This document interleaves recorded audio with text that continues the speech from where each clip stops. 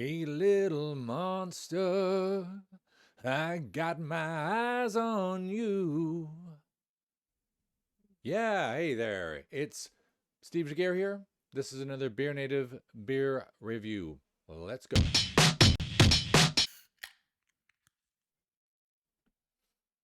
Okay, if you're new to the channel, you're probably wondering what's going on. That was kind of a strange intro, but do subscribe, hit the thumbs up, check me out on Instagram, and befriend me on Untappd. That's it. I'm on Untappd. This is Steve Jaguar. Check me out there. All right. Get rid of all that junk. And what am I going to be doing today? I'm going to be doing a beer by a brewery that I've only had once before, but I've never had it like in canned form. It's called Little Monster. Relatively new. The story about them is interesting, so stick to the end and watch a little bit of detail about them. And also the beer is super interesting. It is. Let's introduce it. Little Monster. Now it's kind of hard actually to even tell what beer we're having here, right? It just looks scary as hell. The art for Little Monster is generally pretty cool. But this is a black IPA called Alien Ink. And that is also the name of the art. There's a little bit of art credit down there.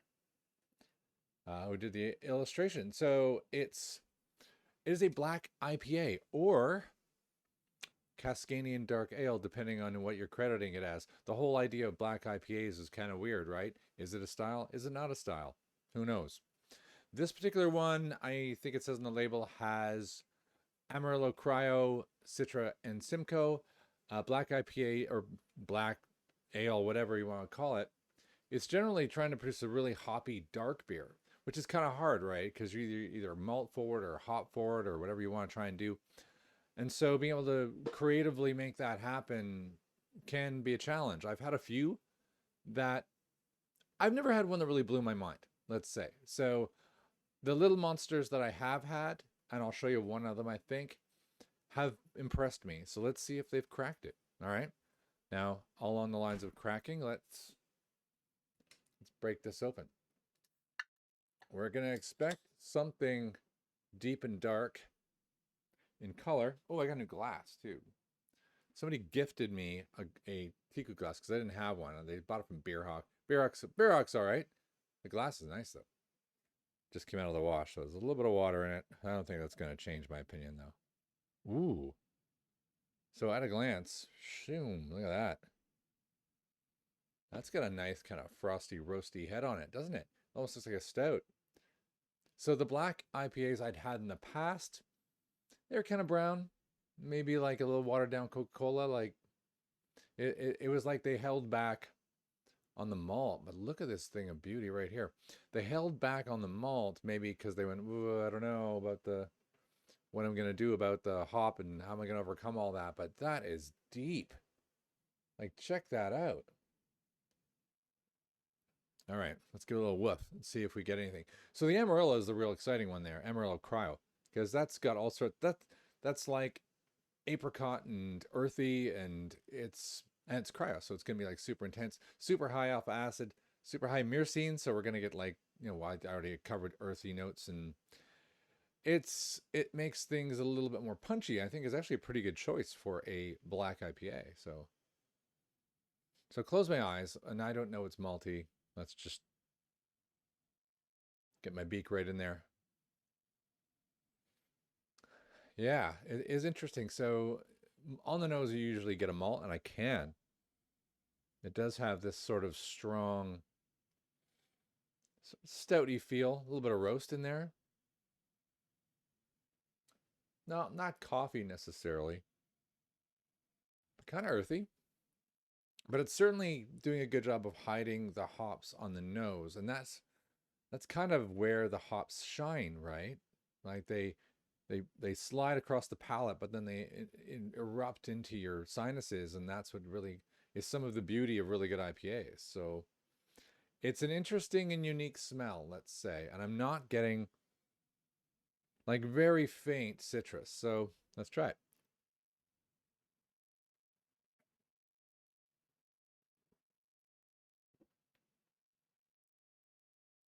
Fascinating. So in contact with my face, it was, I would have said, oh, and my brain went IPA.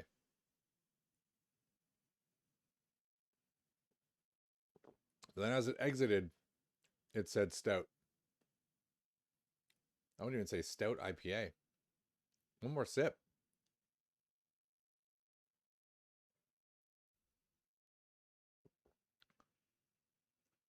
Wow. For using such powerfully citrus hops, they haven't achieved a tropical flavor to it, but I don't necessarily know that that's what they're going for, right? But what they did achieve is a very strong, almost like West Coast pininess that really kind of introduces the sort of stouty maltiness that you get at the end. So you imagine a real hard pine, maybe higher alcohol. I didn't even clock what the alcohol content on this was, but we'll see in a second. That is what starts it all off. Maybe a hint, just a light hint of maybe that Amarillo-y stone fruitiness, but just tickling the tip of your tongue. And then before you know it, you get a gentle, smooth mouthfeel of a stout. I'm guessing there's oats in this. Let me just take a quick look. Yeah. Oh, wow. Yeah. Okay. So there's wheat notes. Roasted.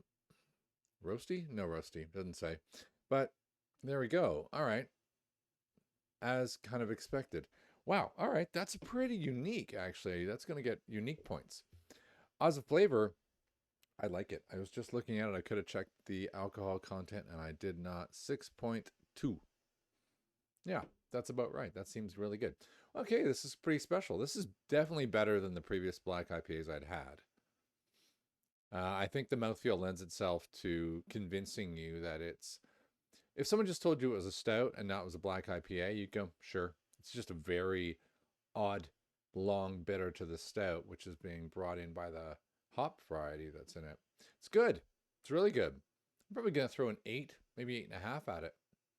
I like it. 8 out of 10. Does that seem good? 4? I'm going to go 8.5. Nice. So let's learn a little bit more about it. And then I'll do the longer review where I assess the beer in its entirety. Join me over here on the side here. So this is Little Monster. This beer says it's interesting, a little bit of text there, saying it was brewed at Missing Link Brewery in Chiddinglisle East, wherever that is. Grinstead, blah, blah, blah. I don't know where that is. Somewhere in England.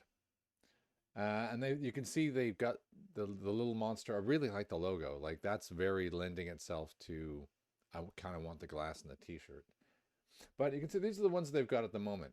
Pale Ale, Manaki, IPA, TAC, Kvik IPA. Those are the guys that founded it. A lot of good things. But that's not where I bought it. I actually bought it over here at my buddies at Beers UK. They had, if I click on Little Monster Brewing, we can see real quick. They have got Little Monster Alien Inc., which is what we're having right now. And Coast, which I did Little Monster Frost. Never had Frost. I should try that. And I have had Coast, actually. I can recognize the can. So I've done that before, and that was quite good. But that is the one that we're sipping on just now. And Little Monster. Oh, maybe there's extra detail here. Not really. Cascadian Dark Ale. Look at that. Ha. Excellent. They actually caught on to the Cascadian Dark Ale Black IPA thing, which I'll tell you about in a moment. But this is where you can get it for $5.35. Oh, right. And if you want it cheaper than that, use this code. BeerNative when you leave Beers UK, and you'll get it 10% off. And if you buy enough, I can't remember what the limit is, you get free shipping and all that kind of stuff too. So that is where you can get it. Very helpful. The thing about Cascadian Dark Ale, so I looked this up just beforehand because I was going to talk about black ales. And there's a whole history with Cascadia being this conglomerate area of the west coast of United States, where like they think they can be their own country, like the Republic of Cascadia, and it involves kind of Canada a little bit.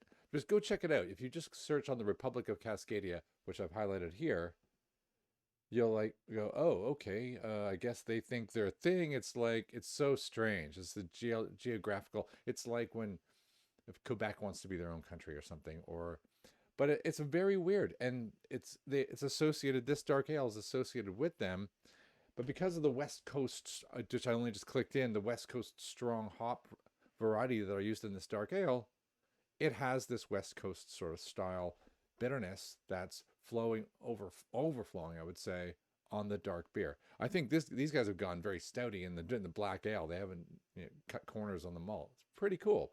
So there's a whole deep history here that I would like to see maybe Life is Brutal do a show on, because he really deep dives on these kind of things. But yeah, so there we go. These guys started pretty recently, like 2018, 2019, I believe. There's the main guy and all the other associated folks. And inspired by Canada, inspired by New Zealand, and then 2018. There it is. I got it. Got it right. Little Monster being named after his daughter. Isn't that nice? Hey, Little Monster. All right. So we come back here and let's score it up. I lost the can. I like all of their art. I really think the way they combine the sort of slightly brand forward with the logo front and center, a little bit of branding on the top, but interesting color variations, never really consistent, yet somehow consistent in style. And they named the beer after the art itself, which is on the can. I like that. That's cool to me, right? So in terms of art and packaging, I'm going to give them a 9 out of 10 because it rocks.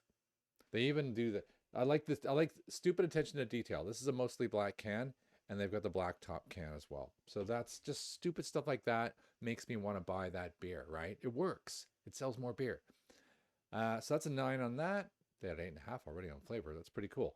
In terms of uniqueness, I think it's daring to tackle the black IPA, so I would have given them a 4 on that anyway. But because they made it so almost like a stout black IPA, I think that is really special. I've not had a lot of beers like this. So if you've had a beer like this and you think, Steve, try this, then please do leave a comment and let me know. I want to know about it. But I like that. I'm going to give that a 5 on uniqueness. On accuracy, I don't know if I can give the extra points on accuracy. So let's give them a 3 and give them an 8. So that's going to give them like a 9, an 8, and an 8.5. So I'm going to that's going to be pretty highly rated beer in line with the original flavor. So now I need to do some math and see what we're going to get. 9 plus 8. People at home are like, Steve, are you a moron? Yeah, sometimes I am like that. My brain's a little fried because I was out yesterday, and I'm not going to get into that, but I was 25.5 out of 30 is what that comes to, which is a pretty good score.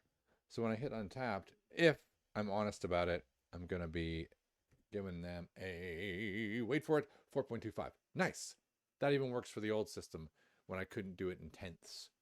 So there we go. Let's take another quick look at that in the fancy photo. There it is. Dark and Scary, Little Monster Black IPA.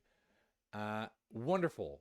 Go get some. In fact, go get some and get the other little monster ones as well. Because I actually, so far, I haven't even had, not only have I not had a bad one, I haven't had a mediocre one. They've all been pretty high level standard. So far they're on the good list. Santa Claus is definitely coming to them this year. Other than that, that's the end of that one. My name is Steve Jaguar. Thanks for watching. Steve out.